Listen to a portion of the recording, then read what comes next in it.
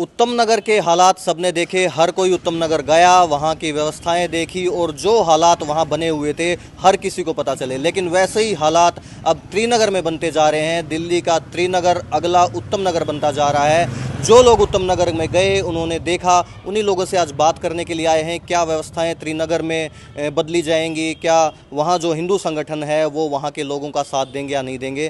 भाई साहब, क्या नाम है आपका? राहुल पचौरी। राहुल भाई, ये जो उत्तम नगर में जो हालात बने थे वो हालात त्रिनगर में ना बने, उसके लिए आप लोग क्या कुछ कर रहे हैं? देखिए, हम तो साफ कहते हैं कि हिंदूवादी कोई एक हिंदुओं का नहीं है। जो अंतिम पंक्ति से लेकर प्रथम पंक्ति तक के व्यक्ति हैं, हर किसी के साथ खड़ा हुआ है। और कहीं अगर हिंदुओं का शोषण किया जा रहा है, उन्हें परेशान किया जा रहा है, तो उनके लिए डंके की चोट पे कहते हैं कि आधी रात को भी हम खड़े हुए हैं। क्योंकि आज माहौल सिर्फ त्रिनगर की बात करी जाए, उत्तम नगर की बात करी जाए, वहीं नहीं, हर एक कोने में बिगड़े हुए हैं। चाहे वो गोकुलपुरी हो, चाहे वो सीलमपुर हो, जाफराबाद हो, दिल्ली का ऐसा कोई कोना नहीं है जहाँ मुस्लिम बहुल क्षेत्र हो और वहाँ अगर किसी प्रकार से हिंदुओं के साथ गलत ना हो रहा हो। आए दिन के ये केस हो गए हैं, क्योंकि हमने देखा है, बहुत करीब से देखा है कि किस प्रकार से गोकुलपुरी क्षेत्र के अंदर हिंदुओं को टारगेट करा गया।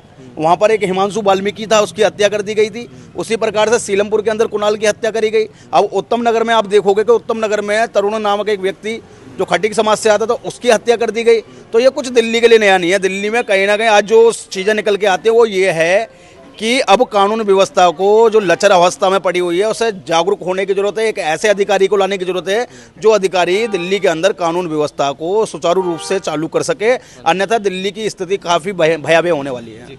उत्तम, जो त्रिनगर हम लोग गए हैं, त्रिनगर के लोगों का कहना है कि पहले जो मुस्लिम समुदाय के लोग थे वो जखीरा तक सीमित थे, फिर उसके बाद इंद्रलोक तक आते हैं, फिर तुलसी नगर में बहुतायत हो जाती है। अब त्रिनगर में वही हालात बनते जा रहे हैं, मुस्लिम बहुल होता जा रहा है। देखिए, बहुत से लोग ये कहते हैं कहीं पे मुस्लिम बहुल क्षेत्र हो जाता है तो उसके बाद कहने लग जाते हैं कि चीज़ें कुछ भी नहीं बिगड़ रही हैं, सब कुछ ठीक ठाक है। तो मैं उन्हें बता दूं कि अगर चीज़ें बिगड़ नहीं रही हैं तो आखिर ये बार बार हिंदुओं को टारगेट क्यों करते हैं? आप देखो, ये भजनपुरा का मामला सामने आता है जहाँ पर ये रोज़ा इफ्तार पार्टी भी करते हैं। उसके बाद जो हड्डियाँ वहाँ पर बसती हैं तो हिंदू परिवार वाले लोग सिर्फ ये कहते हैं कि इन्हें यहाँ से हटा दो। उसके पीछे लड़ाई हो जाती है, महिलाओं तक पर हाथ उठा दिए जाते हैं। तो ये फिर सरासर गलत है। उसी प्रकार से भी त्रिनगर की भी एक वीडियो हमारे सामने आई जहाँ एक महिला थी, वो भी बता रही कि उनके साथ अभद्र भाषा का उपयोग करा गया, उनसे बदतमीजी करी गई, मारपीट करी गई। तो ये सारी चीज़ें हम सहन करने वाले नहीं हैं और हम तो बार बार गुहार लगाते हैं, क्योंकि हम तो हिंदू धर्म के व्यक्ति हैं और हम तो संविधान के दायरे से चलते हैं। लेकिन जो दूसरे व्यक्ति हैं वो शरिया कानून को मानने वाले व्यक्ति हैं, वो संविधान की धज्जियां उड़ाने का कार्य करते हैं। तो अगर बार बार हमारे हिंदुओं को निशाने पर बनाया जाएगा तो जिस प्रकार से कुछ हिंदूवादियों ने तिलक नगर के अंदर किया था, उसी प्रकार से हमारी कूच अगली बार त्रिनगर के अंदर होगी। फिर शासन प्रशासन अपने आप जाने कि वो क्या करना चाहते हैं, कैसे करना चाहते हैं। मामले को या तो अभी शुरू में ही संभाल लेते हो ज़्यादा अच्छा है, अन्यथा फिर भयावह रूप हम भी दिखाना जानते हैं। तांडव करना हमें बहुत अच्छे से आता है। जैसे उत्तम नगर में हिंदू संगठन पहुंचे, क्या वैसे ही त्रिनगर में भी पहुंचेंगे? बिल्कुल पहुंचेंगे। हम कह रहे हैं ना, हमारी पहली जो बात है वही यही है कि कहीं भी अगर हिंदू परिवार को किसी प्रकार की कोई भी दिक्कत आती है, वहाँ हम खड़े भी होंगे और मजबूती से कंधे से कंधा मिलाकर उनके साथ चलेंगे भी। क्योंकि ये सिर्फ और सिर्फ हम कहें कि एक किसी बच्ची की बात हो, एक परिवार की बात हो, ऐसा नहीं, ये हर एक हिंदू परिवार की बात हो। और आज अगर हम खड़े नहीं हुए ना तो वो स्थिति होने वाली है जिस प्रकार से कश्मीर से हिंदुओं को टारगेट कर करके भगाया गया था, उसी प्रकार से यहाँ पे सलीम गलीम कर करके ये लोग निशाना बनाते रहेंगे उनको, हिंदू यहाँ से पलायन करता हुआ जाता रहेगा। वहाँ से त्रिनगर से वैभव पांचाल नाम का एक व्यक्ति है जिसने वीडियो जारी करके ये कहा था कि इस मंदिर को मैं तुड़वा के रहूँगा।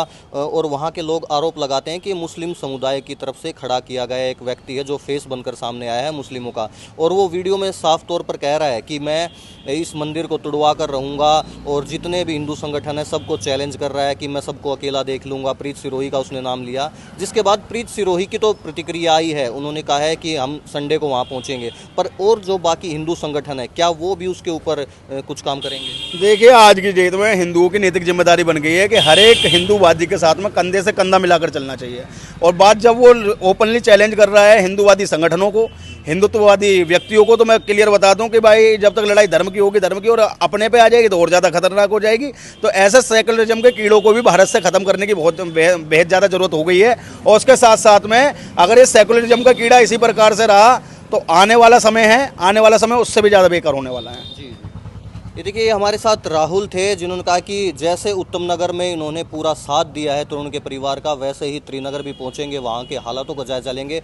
और जो वैभव पांचाल है जिसने वीडियो जारी कर ये जो चेतावनी दी है हिंदू संगठनों को और प्रीत सिरोही को, प्रीत सिरोही ने तो वो चैलेंज एक्सेप्ट कर लिया है। अब जो बाकी के हिंदू संगठन हैं वो भी उसकी तरफ धीरे धीरे देख रहे हैं, और अब कुछ दिनों में त्रिनगर में क्या माहौल रहने वाला है ये देखने वाली बात होगी। आप हमारे साथ बने रहिए। मैं विकास जुलाना, आप देख रहे हैं पंजाब केसरी।